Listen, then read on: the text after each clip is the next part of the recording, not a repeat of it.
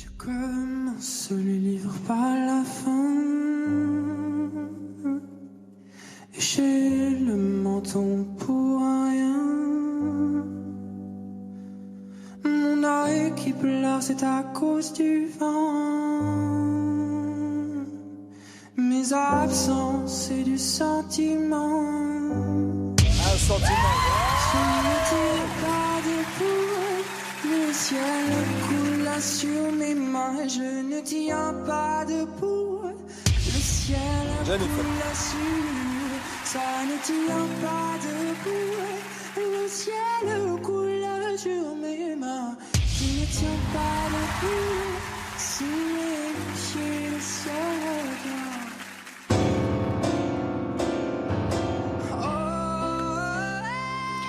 Jeanne Sears, bonjour. Bonjour. Demi-finaliste à The Voice, télécrochet diffusé sur TF1. Fribourgeois et tout droit sorti de la Gustave Academy de Fribourg. Un chanteur confirmé, un artiste aussi, on l'entend en tout cas. Ce qu'on vient d'entendre, c'est votre audition à l'aveugle sur le plateau télévisé de The Voice France. Vous aviez choisi d'interpréter un titre de Christine and the Queen, Christine. Une performance qui a fait se retourner les 4 coachs dans l'ordre Mika, Jennifer, soprano et Julien Clerc. Alors, quel sentiment déjà à l'écoute de ce moment? Je vous entendais rechanter la chanson. Ça vous rappelle des beaux souvenirs? Oui, bien sûr que ça me rappelle de bons souvenirs. C'était une chanson que j'avais vraiment choisie justement parce que j'avais envie de prouver que je pouvais remodeler cette chanson et vraiment lui donner mon identité. Et oui, c'était assez impressionnant parce que on se retrouve à chanter face à 4 personnes et qui sont pas n'importe qui. Et du coup, c'était un moment très intense. Oui, justement, il doit y avoir une énorme tension. Et comment vous faites pour continuer à chanter quand les sièges se retournent et que c'est la pression qui s'envole, entre guillemets? Ça me fait assez rire parce que justement, j'ai souvent j'entends souvent un discours de chanteurs comme quoi, quand ils commencent à chanter, tout s'en va et ils vivent la plus à rien. Ouais, exactement. Ouais. Alors, moi, c'est pas du tout ça. Moi, c'est vraiment quand je commence à chanter, il faut que, je me dis, mais s'il te plaît, retiens-toi, ne te fais pas dessus. C'est pas du tout. J'ai pas du tout ce dégagement, non, je suis beaucoup plus. Je me concentre encore plus et j'ai encore plus envie de prouver certaines choses et voilà. Lorsqu'on accède à la suite des auditions à l'aveugle, c'est un premier pas dans cette émission ultra regardée. Et puis, lorsque les coachs se retournent, si on a la chance d'en avoir plusieurs, on a le choix. Vous aviez les 4 coachs pour choisir. Vous avez choisi Mika comme coach. Pourquoi lui? C'est une bonne question. C'est vrai que j'ai beaucoup hésité en fait, mais je sais pas pourquoi j'avais déjà de base une petite préférence pour Jennifer. Donc je sais pas. C'est pas la même personne. En fait, oui, c'est vrai. Mais en fait, je crois qu'il y a elle est très intime dans le sens où elle a pas besoin de faire de feu d'artifice pour attirer quelqu'un vers elle. Et je pense que elle est très dans le calcul. Elle arrive exactement à réfléchir, à donner une direction artistique à quelqu'un. Et je pense qu'elle préfère garder elle préfère dévoiler tout ça quand elle aura un moment avec son talent. Et pour avoir discuté avec des talents de chez Jennifer, je me suis vraiment rendu compte que c'était comme ça. Mais dans l'instant T en fait, dans ce moment des auditions à l'aveugle, Mika arrive à me sortir des références, des mots qui moi en tout cas m'ont parlé à ce moment-là, et en fait toute préférence explose parce que quand on se rend compte qu'on a 4 piliers de la chanson, il y a vraiment toute préférence explose et ce sont les mots et c'est le moment présent qui compte finalement. John Steers, est-ce que vous aviez un choix complètement ouvert ou on vous avait un peu orienté? Par rapport à votre choix de coach, c'était complètement libre? Ah oui, c'était complètement libre, oui, vraiment. Et on pense pas à ce moment-là un peu à une stratégie en termes de concours, puisque c'est un concours, de se dire est-ce que je vais plutôt aller avec un coach qui me correspond mais pas tout à fait pour faire la différence? On pense à ça? Non, honnêtement moi je n'y ai pas pensé parce que la seule chose que je me suis dit, c'est que je voulais vraiment en fait avoir quelqu'un qui me fasse avancer et évoluer musicalement, et je pense que Mika était vraiment intéressant pour moi par rapport à son univers, à son atmosphère. Et j'avais vraiment besoin aussi, en fait. Moi, ce que je voulais simplement, c'était risquer. Si j'ai accepté de faire cette émission, c'était vraiment pour risquer. Oui, parce que c'est ma mère qui m'a inscrit sans Sans que vous le sachiez. sans que je le sache. Et là où je me suis dit, ok, j'y vais et j'y vais à 10 000%, c'est que justement, je me suis dit, je suis là pour risquer, alors je fonce et je donne tout et on verra bien. Le goût du risque, Jeanne Thiers, ça vous définit assez. D'ailleurs, avant d'entrer dans les coulisses de The Voice, on va retourner un petit peu sur votre carrière, sur votre enfance. La musique, c'est quelque chose qui vous accompagne depuis longtemps. À l'âge de 7 ans, vous commencez à jouer du piano. À l'âge de 8 ans, vous commencez à chanter au conservatoire. Vous avez enchaîné les concours, que ce soit en Albanie, en Suisse. Vous êtes une bête de scène, en fait. Alors, une bête de scène, non. Et souvent, on me demande aussi, par exemple, si maintenant j'ai l'habitude de la télévision. Pas du tout, en fait. Parce que vivre un instant de télévision quand on a 12 ans et le vivre à 20 ans, c'est complètement différent. Parce que la conscience aussi des événements que l'on vit est différente. On regarde pas tout ça avec les mêmes yeux, entre guillemets. Et du coup, je pense que ça a été beaucoup plus difficile, en fait, de faire cette émission maintenant, parce que, justement, j'ai peut-être plus cette naïveté que j'avais quand j'étais enfant. Et Cette innocence, en fait, qui fait place à la réflexion. D'ailleurs, une innocence qui est relative à l'enfance. Jeanne Thiers, quand vous commencez à faire des concours, notamment à l'âge de 12 ans, que vous avez la possibilité de signer même pour Universal, vous aviez vraiment une enfance. Enfin, comment est-ce qu'on garde cette naïveté quand on est directement dans ce circuit ? Alors on garde cette... J'ai la chance, en fait, d'avoir un soutien familial qui a fait que si je m'envolais trop, ou si j'étais trop dans le rêve, ou si j'étais trop hors de ma situation d'enfant, j'avais des parents qui me rappelaient ça, en fait. Et je leur dis merci tous les jours de, justement, par exemple, de ne pas m'avoir laissé aller justement vers ces maisons de disques, parce que c'était trop tôt, en fait. Et justement, je pense que le plus important, c'est d'être sain avec soi-même et surtout avec son entourage. Et j'ai eu cette chance-là, en fait, d'avoir ce soutien, en fait, et cet entourage qui a fait que j'ai pu faire ce que je fais aujourd'hui avec la solidité que j'ai aujourd'hui. Sans vous brûler les ailes trop vite, c'est souvent le risque quand on a une carrière qui commence très jeune. Vous avez donc choisi de prendre le temps et le temps aussi d'assumer votre statut d'artiste. Vous avez grandi de manière artistique aussi et vous avez intégré la Gustave Academy à Fribourg en 2017. Cette association qui souhaite former et faire émerger de jeunes talents, elle vous a apporté beaucoup ? Elle m'a énormément apporté parce qu'en fait, avant ça, je m'étais dit, alors je vais essayer de savoir où je veux aller. J'avais envie de me construire en tant qu'artisan de la musique, parce que j'aime pas trop le mot artiste, mais oui, j'avais envie de me former par moi-même. Et comment on fait pour se former par soi-même ? En fait, simplement, je pense que savoir chanter, c'est pas savoir sortir des notes justes, mais c'est d'abord avant tout savoir écouter. Et j'ai vraiment appris ça, et j'ai vraiment... Du coup, je me suis construit un univers, je me suis construit moi, en fait, rien qu'avec l'écoute. Et tout d'un coup, vers l'âge de 18-19 ans, je me suis dit, ok, là, il faut agir en tant que chanteur maintenant. Enfin, ok, je me suis construit un univers, mais maintenant, il faut se professionnaliser et il faut penser à la suite. Et cette association, enfin la Gustave Academy, cette académie m'a vraiment permis, en fait, de travailler avec des professionnels pour la première fois et m'a permis de me construire vraiment pour la suite. Oui, exactement. Vous avez aussi rencontré d'autres personnes qui faisaient partie de cette académie. Vous avez aussi créé un groupe à ce moment-là, c'est juste ? Exactement. J'ai créé mon groupe, John Thiers, voilà. Le groupe actuel avec lequel on va jouer, par exemple, à la Fête de la musique à Lausanne. Et qui a donc créé un titre pour cette sortie de la Gustave Academy en 2018. Je vous propose de l'écouter. Un titre qui est sorti de cette aventure et qui s'appelle Babi. Vous êtes le chanteur et pianiste du groupe. On l'écoute et on en parle juste après. Super.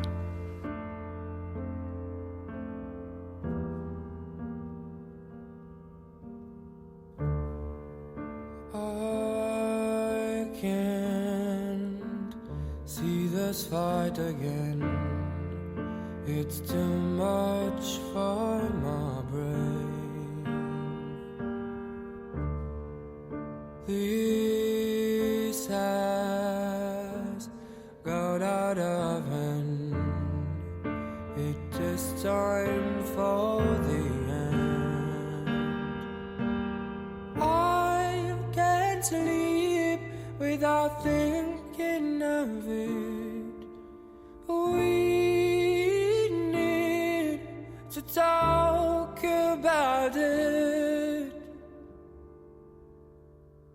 Amore babi nindaktam yega babi ema babi em Amore babi nindaktam yega babi ema babi tim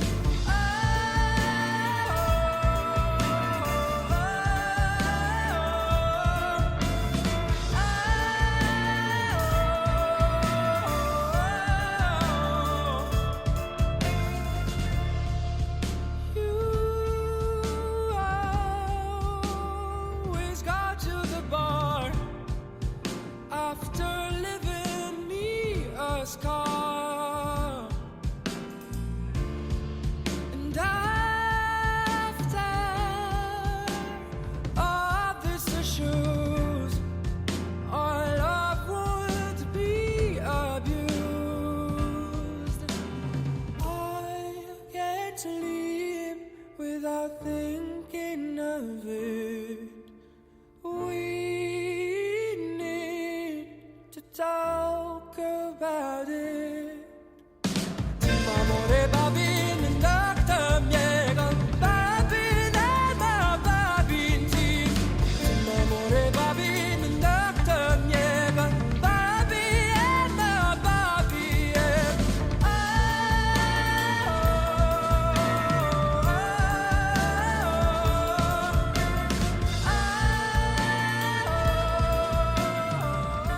Babi, titre de votre groupe John Steers, même nom que votre nom de scène, une chanson en anglais et en albanais parce que l'Albanie et le Kosovo, ce sont vos origines. Un apport particulier de cette culture dans votre musique ? Oui, en fait, j'ai vraiment appris aussi grâce à Gustave, de la Gustave Academy, qu'il faut utiliser ses racines et qu'il faut profiter en fait d'avoir ce public qui est derrière moi et qui est aussi fier de moi par rapport à ce que j'ai fait à The Voice. Et oui, en fait, j'ai été très inspiré en tout cas pour ce titre, pour Babi, par les vieilles musiques albanaises. Et justement, je me suis dit, mais pourquoi pas moderniser tout ça et y apporter ma touche. Et voilà ce que ça donne. Et tout à l'heure, vous me parliez hors antenne de résilience. La résilience, c'est aussi une culture, enfin une valeur issue de la culture albanaise. Oui, je pense que j'ai appris vraiment, en tout cas par mes parents, d'apprendre à pardonner aux gens que l'on aime, parce que l'amour est beaucoup plus fort que la rancune et du coup oui, voilà. Et ça se ressent dans cette chanson Babi que je vous incite à réécouter si vous avez aimé, chères auditrices et auditeurs. Faire de la musique son métier, mais aussi savoir comment évoluer dans ce monde parfois un peu destructeur. On en parle avec vous juste après le journal John Steers. John Moiremage, alias John Steers, c'est ce fribourgeois de 20 ans qui a fait sensation sur le plateau de The Voice France, jeu télévisé diffusé sur TF1, grand show pour déceler la voix de demain. John Steers, vous êtes arrivé jusqu'en demi-finale. Whitney, gagnante de l'édition de cette année 2019, était votre rivale, entre guillemets. Mais vous êtes bien battu, et pour que les auditrices et auditeurs s'en rendent compte, petit florilège de vos prestations. Grand loto de l'univers, j'ai pas tiré le bon numéro, je suis mal dans ma peau.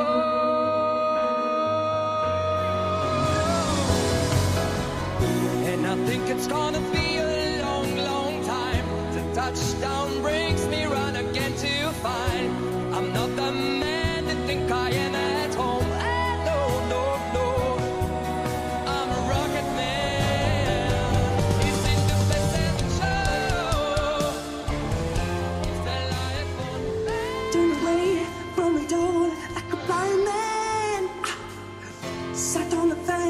But it don't work. Keep coming up with love, but it's so slashed and torn. Why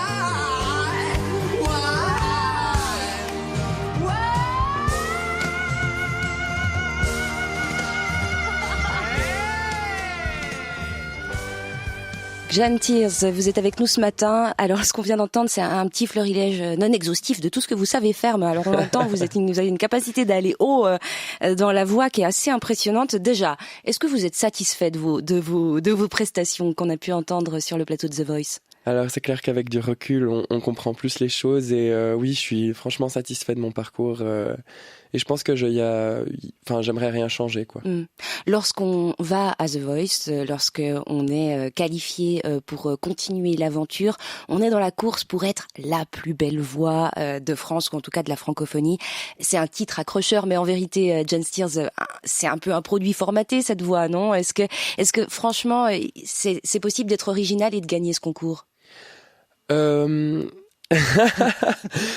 pense que oui, mais en fait, l'émission s'appelle The Voice et elle s'appelle pas The Artist. Donc, on va chercher des gens qui peuvent, le mieux exécuter ce qui est demandé, c'est-à-dire de représenter une chanson qui n'est pas propre à nous. Donc, c'est un exercice qui est pas forcément évident. Et du coup, en fait, je pense que effectivement, on peut peut-être gagner ce concours, mais après, il n'y a pas que le facteur de l'artistique qui va faire qu'on gagne ou pas, quoi. Clairement, je vais citer Léonard qui était jusqu'en demi-finale avec moi. Qui est également fribourgeois. Exactement. Et qui a fini aussi en demi-finale avec l'équipe de Julien Leclerc, pardon. Exactement. Et justement...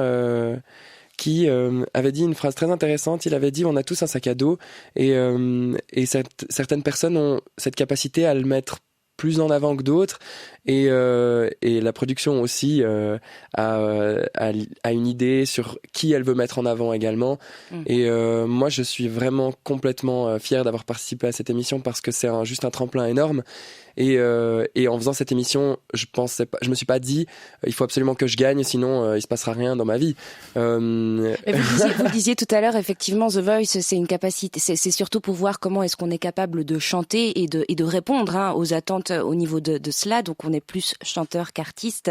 Pour reprendre Léonard, que vous citiez tout à l'heure, il a toujours défendu pendant le concours The Voice une cohérence avec ses valeurs, avec son côté artistique finalement. Et puis il a même refusé un certain titre que lui était proposé par Julien Clerc pour les siens. Vous étiez aussi dans cette démarche de cohérence ? Alors, moi je suis vraiment admiratif mais complet de Léonard parce que pour moi c'est le plus grand musicien de la saison et quelqu'un de tellement intéressant en fait musicalement. Vous dites musicien, vous dites pas chanteur ?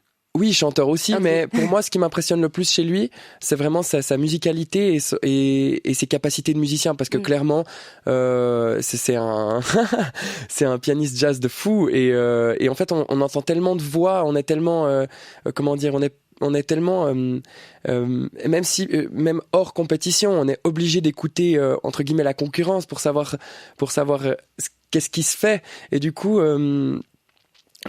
j'ai tellement entendu de voix que c'est déjà difficile d'être impressionné, mais donc ce qui m'a impressionné chez lui, c'est vraiment cette musicalité et justement moi j'ai toujours été admiratif de cette audace en fait d'aller de l'avant et de dire c'est une émission, peu importe, je m'en fous que ce soit une émission, que ce soit peu importe l'importance, je reste moi-même et c'est vrai que par rapport à ça, on a peut-être eu deux visions assez différentes dans le sens où moi, je suis quand même vachement venu dans cette émission pour risquer, parce que justement, ce qui m'intéressait, c'était de faire ce que je ne faisais pas, parce que j'ai vraiment essayé de garder en compte le fait que je venais pas en tant qu'artiste, mais en tant que chanteur, et que j'avais envie de me révéler en tant que chanteur, simplement, parce que j'avais pas cette possibilité d'interpréter mes titres. Donc du coup, en fait, vous avez encore une facette qui n'a pas été vue quelque part par les téléspectateurs de The Voice, c'est votre qualité de compositeur, d'interprète. Et c'est ça que j'ai vraiment voulu garder. C'est aussi pour ça que j'ai pas forcément voulu jouer dans les interviews tristes avec des histoires personnelles et tout ça. J'avais vraiment envie d'être un peu un petit rayon de soleil dans le sens j'ai envie d'arriver avec mon sourire et puis pas une histoire larmoyante, voilà, qui fait pleurer dans les chaumières, comme on dit, Jeanne Tears. Et pour en fait montrer ce que je peux faire vocalement et pas devoir me justifier avec mon histoire. Et ça, je pense que ça m'appartient en tant qu'artiste. Et justement, je vais utiliser tout mon vécu dans mes chansons et comme dans celles qu'on a écoutées avant, Babi. comme dans Babi, où justement je vais essayer de retransmettre ça musicalement avec mes propres chansons et pas simplement en racontant les choses et en mettant mon sac à dos en avant en tout cas. Donc je vois bien cette idée, John Steers, d'être avant tout un chanteur sur le plateau de The Voice pour ne pas tout dévoiler non plus, parce que finalement on se montre qu'une fois, c'est ce que vous me vous me disiez. Le plus difficile pour un artiste, c'est de bien faire son entrée, entre guillemets.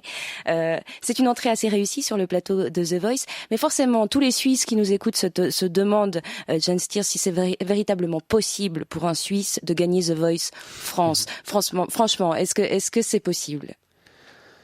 Je ne sais pas. Je pense que c'est compliqué parce qu'en fait, on est face à un public français et qui est quand même très patriote. Et du coup, c'est vrai que c'est difficile d'être face à autant de Français. Mais après, comme je l'ai dit, moi, j'étais pas là pour gagner l'émission. Moi, j'étais vraiment là pour en fait utiliser cette émission pour pouvoir me faire un tremplin. Et puis trouver en fait des producteurs, une équipe et tout ça en fait. Mais en commençant ce genre de concours, vous vous dites c'est sûr, je vais pas gagner cette émission, c'est pas forcément un but en soi, mais c'est impossible qu'un Belge ou un Suisse gagne cette émission, c'est plutôt c'est souvent, enfin impossible n'est peut-être pas le mot, mais est-ce que vous le savez, est-ce qu'on vous briefe là-dessus? Non, enfin je veux dire c'est pas décidé à l'avance, mais c'est vrai que en fait comment dire, en fait, on sent honnêtement, on sent clairement, je sais pas comment dire, mais ça se sent qu'il y a quand même certains favoris. Dans le sens, ça peut vite changer en fait. Je pense que c'est par rapport à ce qu'on fait, mais je me suis par exemple senti vachement favorisé quand on a commencé l'émission et puis que j'étais en bande d'annonce et puis que on a vraiment essayé de me mettre en avant, où je suis passé la première émission. Mais ça tourne relativement vite. Je dois vous arrêter, John Steers, parce que le temps file évidemment et que nous avons encore pas mal de sujets à écouter. La musique, ça c'est votre art. Vous étiez demi-finaliste à The Voice, émission de télécrochet diffusée sur TF1 qui cherche à déceler les talents de l'année. Vous avez plein de projets pour la suite. On aura peut-être l'occasion d'en parler un tout petit coup après. John Steers, merci d'être venu ce matin dans le 5-6-30. Chanteur à la voix impressionnante, je dois quand même le dire, comme celles et ceux qui ont suivi The Voice France, qui ont pu donc le remarquer. Bonne chance pour la suite. Vous avez retrouvé vos contrées fribourgeoises après être arrivé en demi-finale de l'émission et peut-être que vous allez vous envoler ailleurs bientôt, on ne sait pas. Belle journée, John Steers. Merci à vous aussi.